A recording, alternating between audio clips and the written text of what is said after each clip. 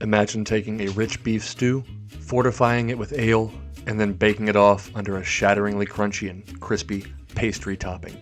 In honor of St. Patrick's Day, check out this Guinness Pie.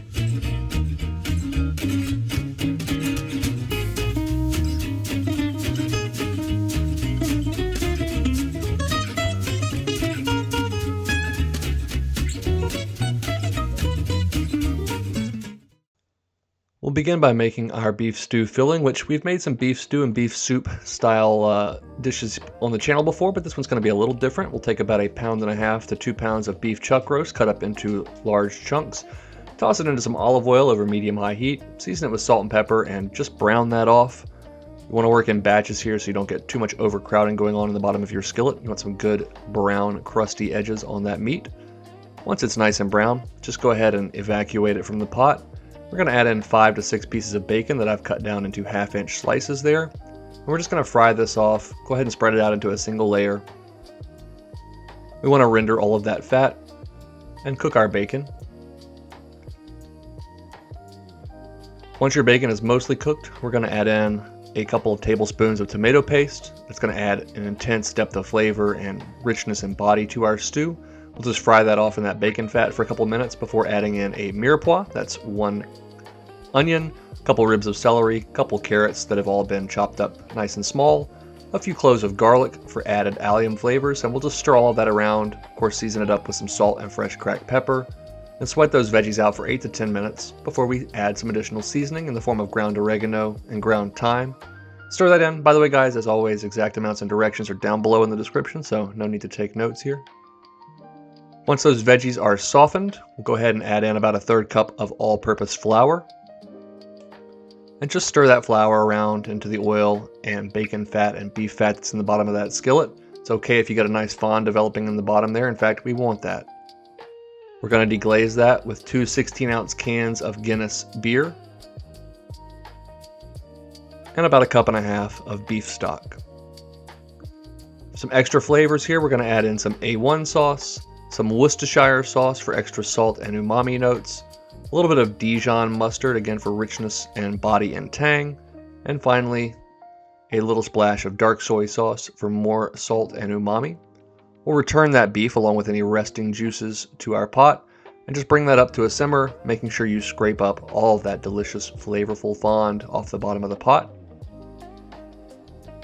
Once you have brought this up to a simmer, we're just going to put the lid on and leave it slightly ajar and cook it out for about 1.5 hours to 2 hours. Now, you do want to check this every 30 minutes or so. Make sure the liquid is not evaporating too quickly. If it is, just add an extra splash of water or beef stock, but we do want this to reduce down by at least half. I went ahead and gave mine a stir and continued cooking it. After about 1.5 hours, that was the beautiful, luscious liquid I was left with. I'm going to go ahead and spoon that into a 9x9 baking dish. And guys, you definitely want this relatively thick. If it's too soupy, it's really just not going to spoon out very well, but you also don't want it to be too thick. Just something like this, almost like a loose brownie batter, is perfect.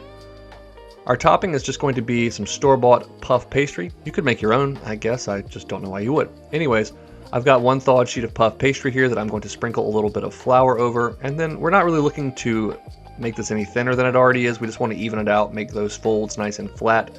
Make sure we've got a good even layer of puff pastry here. Once that's done, just tuck that over the top of our baking dish. And we're going to gently press this along the edges and then go back with a fork.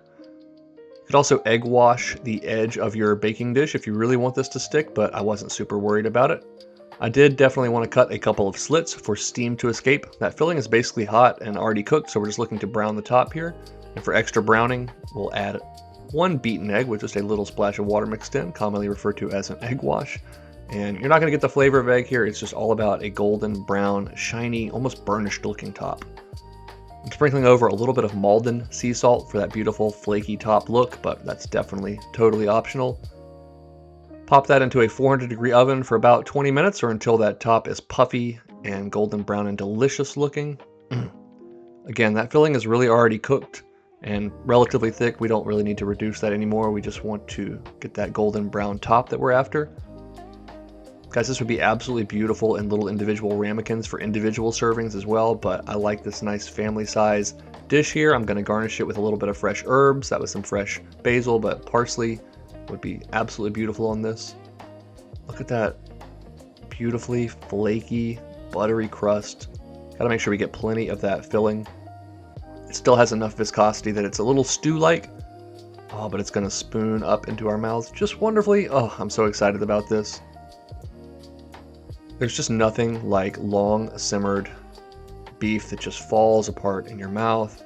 The richness from that stock and beer mixture is unbelievable. All the alcohol cooks out. You just get the sweetness, richness, and incredible complexity from that beer.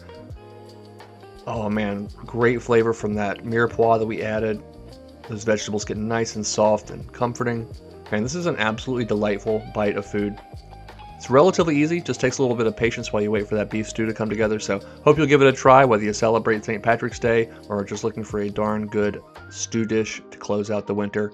This one is where it's at. Thanks so much for watching, and now it's your turn to go make something delicious.